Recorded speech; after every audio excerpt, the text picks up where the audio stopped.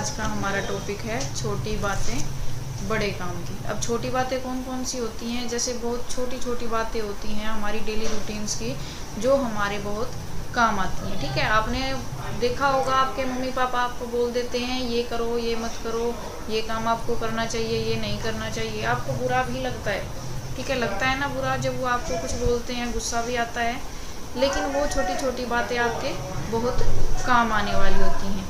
ठीक है, जिनका पालन करना समाज और राष्ट्र हित के लिए अनिवार्य यानी जरूरी होता है। यानी जब आप छोटी छोटी बातें सीखने लग जाते हो तो वो आगे चलकर आपके बहुत काम आती हैं।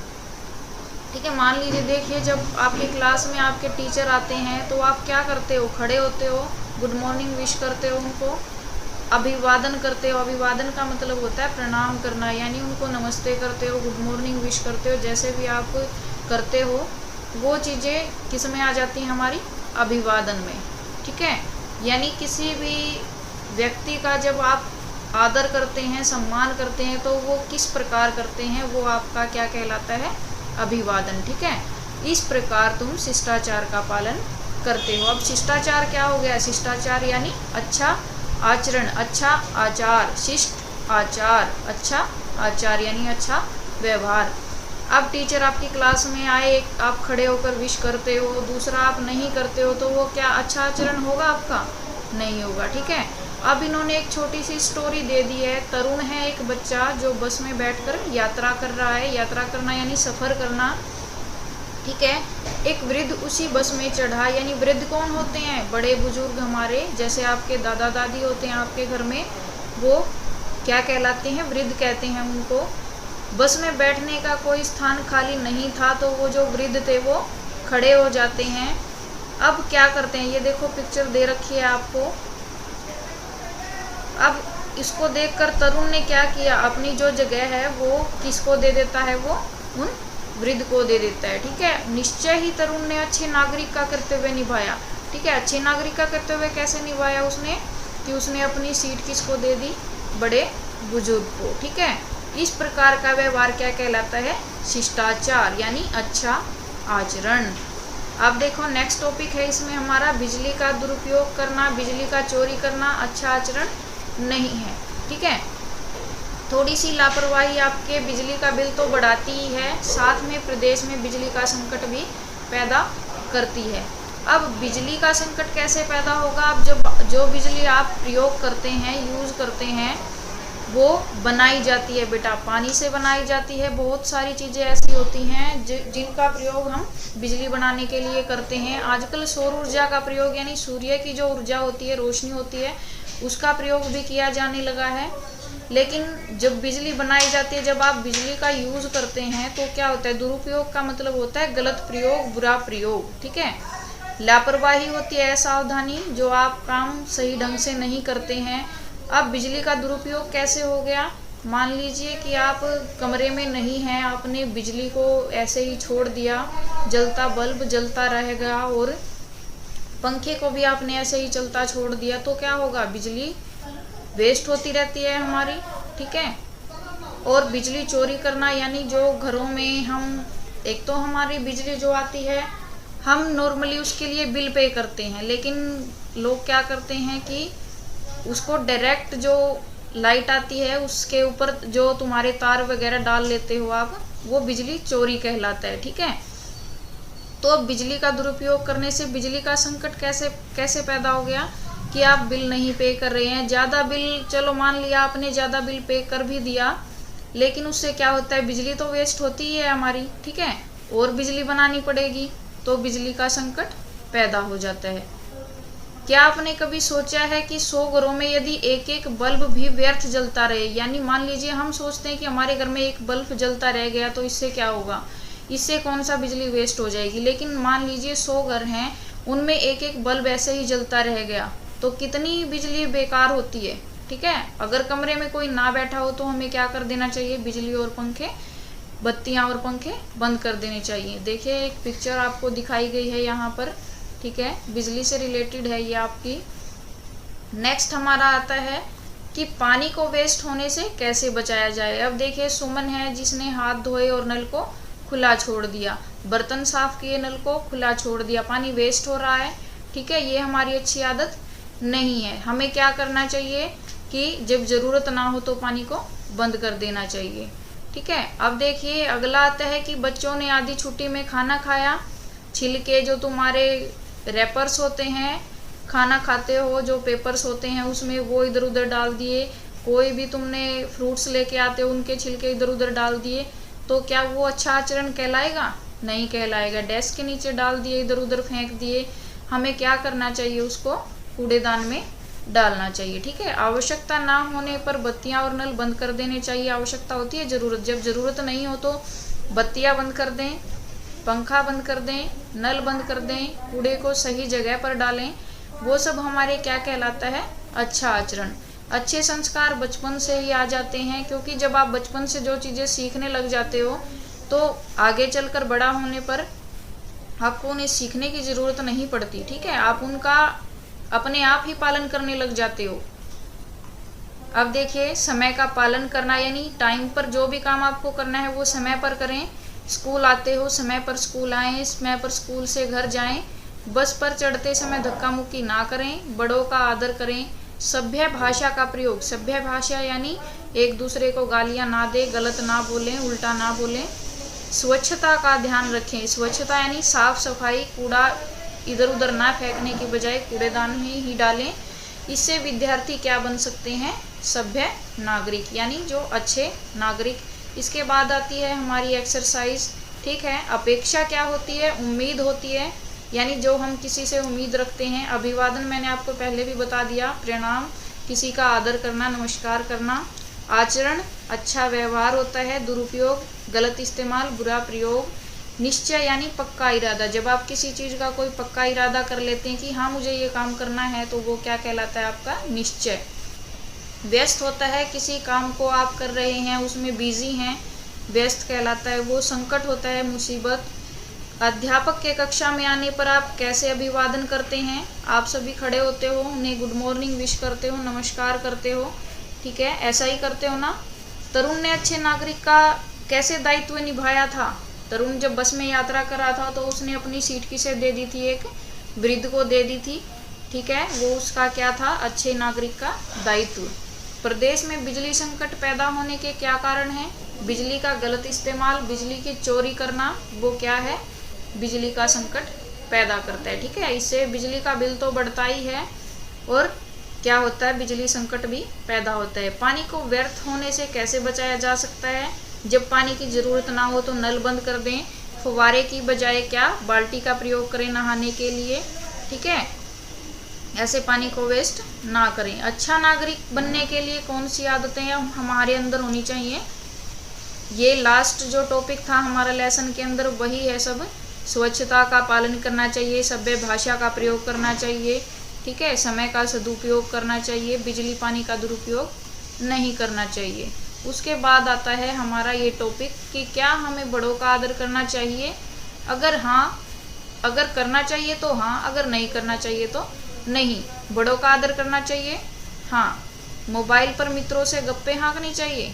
नहीं, क्योंकि मोबाइल का प्रयोग आपके काम के लिए होता है, गप्पे हाँकने के लिए नहीं होता। हाथ धोकर खाना खाना चाहिए? हाँ। क्यों खाना चाहिए? क्योंकि अगर आप बिना हाथ धोए खाना खाएंगे तो आपके हाथों पर जो कीटाणु होते हैं वो आपके खाने के साथ आपके पेट में चले जाते हैं और आपको क्या कर देते हैं? बीमार कर देते हैं। नल को खुला छोड़ देना चाहिए? नहीं, क्योंकि अगर आप नल को खुला छोड़ देंगे तो पानी वेस्ट होगा। रोजाना दांत साफ करने चाहिए? हाँ। क्यों करने चाहिए? क्योंकि अगर आप दांत साफ नहीं करेंगे तो उनमें कीड़े लग जाएंगे, दांत खराब हो जाएंगे, दांत गिरने लगेंगे। कूड़े को कूड़ेदान में डालना चाहिए या इधर उधर फेंक देना चाहिए? कूड़ेदान में डालना चाहिए। ठीक है, ये हमारा क्या कहलाता है? अच्छा आचरण। आप स्कूल और आसपास की साफ सफाई करने के लिए क्या कर सकते हैं? ठीक है, छिलकों को आप हमेशा कूड़ेदान में ही डालें, इधर उधर ना फेंकें। ठीक है, वो सबसे अच्छी बात है आपकी। आप अपने घर में पानी व बिजली की बचत कैसे करते हैं? ठीक है, जब आपको पानी की ज़रूरत नहीं है तो नल बंद कर दें, बिजली की ज़रूरत नहीं है तो पंखे और बत्तियां बंद कर दें।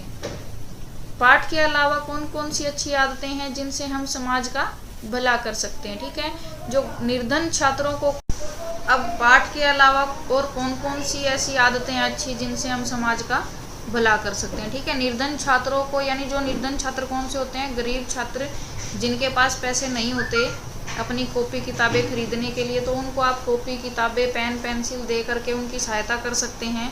सार्वजनिक स्थानों पर बेकार चलने वाले नलों और बिजली की बत्तियों को बंद करके। सार्वजनिक स्थान कौन से होते हैं, जो सबके लिए होते हैं, जैसे पार्क हो गया आपका, हॉस्पिटल हो गए, रेलवे स्टेशन हो गए, बस स्टैंड हो गए, तो वहाँ पर जो बेकार नल और बिजली की बत्तियाँ जलते रहते हैं उनको आप बंद कर सकते हैं। ऐसी कौन सी घटना है, कोई घटना ऐसी बताएं जिसने आपने किसी की मदद की हो। ठीक है, तो इसमें आप ज़रूरी नहीं है कि आप यही घटना लिखेंगे, आपके साथ जो भी घटना घटी हो वो आप यहाँ पर लिख सकते हैं जो आपने महसूस किया है। मोबाइल के सदुपयोग व दुरुपयोग पर चर्चा करें। मोबाइल का सदुपयोग यानी हम कोई भी इम्पोर्टेंट अगर हमें जानकारी चाहिए तो वो सर्च कर सकते हैं, संदेश भेज सकते हैं, समय और तारीख देख सकते हैं। इसके अलावा इंटरनेट से जुड़ी जानकारियाँ हासिल कर सकते हैं। अब दुरुपयोग क्या हो गया कि हम अपने दोस्तों से गप्पे हाँकते रहते हैं, बातें करते रहते हैं, इंटरनेट से गलत पिक्चर्स देखते रहते हैं, उनको शेयर करते रहते हैं, वो चीज़ें क्या हैं, गलत हैं। अब देखिए यहाँ पर विपरीत शब्द आ गए, जैसे शिष्ट का उल्टा क्या होता है, अशिष्ट। वैसे ही हमें बताना है स्वच्छ, दुरुपयोग, सुख, सभ्य और आदर का। स्वच्छ यानी साफ सफाई, अस्वच्छ क्या हो गया, यानी जो गंदा है वो। दुरुपयोग क्या हो गया, गलत प्रयोग, सदुपयोग, अच्छा उपयोग। सुख, सुख का उल्टा क्या हो गया, दुख। सभ्य, असभ्य। सभ्य पता है आपको, अच्छे आचरण वाला। असभ्य यानी जो गलत व्यवहार करता है, गालियां देना, एक दूसरे को मारना, ये सब क्या होता है, असभ्य आचरण का प्रतीक होता है। आदर क्या होता है, जब हम किसी का सम्मान करते हैं तो वो क्या कहलाता है, आदर। निरादर यानी किसी का अपमान करना, किसी को गलत बोलना। निरादर या अनादर दोनों एक ही बातें होती हैं, आप दोनों में से किसी को भी लिख सकते हैं। अगला है शिष्टाचार का पालन करने वाले को शिष्टाचारी कहा जाता है। वाक्यांश के लिए एक एक शब्द लिखना है। वाक्यांश क्या होता है बेटा, जैसे किसी भी वाक्य जो हमारा होता है उसके अंदर जो शब्द दिए गए हैं, ईमानदारी, काम करने वाला, ठीक है, ये सब क्या हैं, अंश हैं किसी वाक्य के। और वाक्य के लिए जो अंश हैं उनके लिए सिर्फ एक शब्द, वो हमारा क्या कहलाता है, वाक्यांश के लिए एक शब्द। जैसे ईमानदारी से काम करने वाला कौन हो गया, ईमानदार हो गया। दूसरों पर उपकार करने वाला कौन होगा, परोपकारी। दूसरों पर यानी पर, पराये पर उपकार करने वाला उपकारी। तो क्या हो गया दूसरों पर उपकार करने वाला, परोपकारी। सदा सच बोलने वाला, सच क्या होता है, सत्य।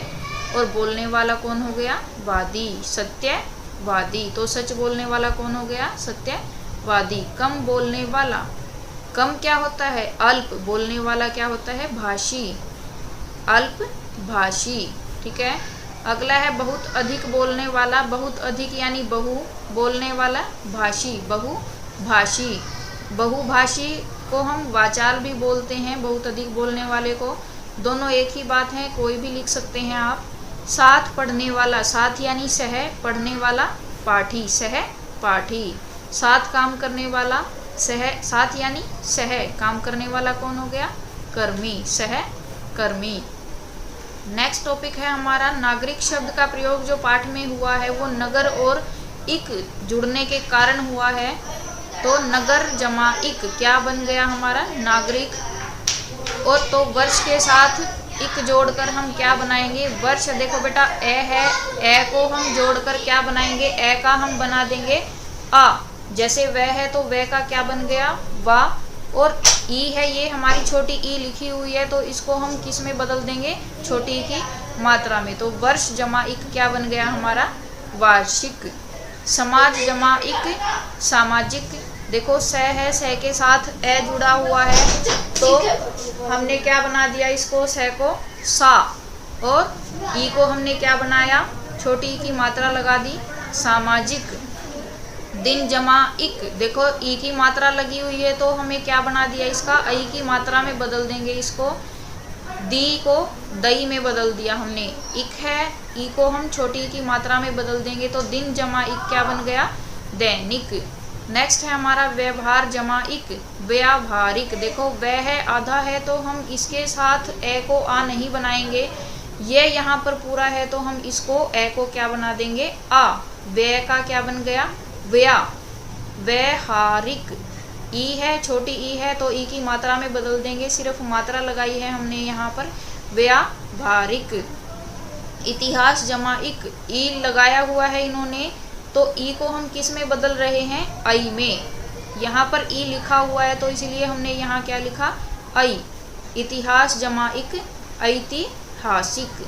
विज्ञान प्लस इक, देखो ई की मात्रा है तो किस में बदल दी हमने, आई की मात्रा में, वी को वही बना दिया, विज्ञान जमा इक, वैज्ञानिक। नेक्स्ट है हमारा टॉपिक कि मोबाइल का प्रयोग हम किस लिए करते हैं, संदेश भेजने के लिए, समय व तिथि देखने के लिए, गणना करने के लिए। गणना करना होता है बेटा जमा घटा गुना भाग, जिसको तुम बोलते हो वो तुम्हारी गणना, यानी किसी चीज को गिनना। तो कंप्यूटर का प्रयोग आप किस लिए करेंगे, गणना करने के लिए, पेंटिंग ड्राइंग करने के लिए, समय तिथि, समय यानी टाइम जो देखते हो, तिथि तारीख को जानने के लिए। नेक्स्ट टॉपिक है हमारा छोटे से गोले के अंदर जो मेन जो चीज़ है वो है ये विद्यालय।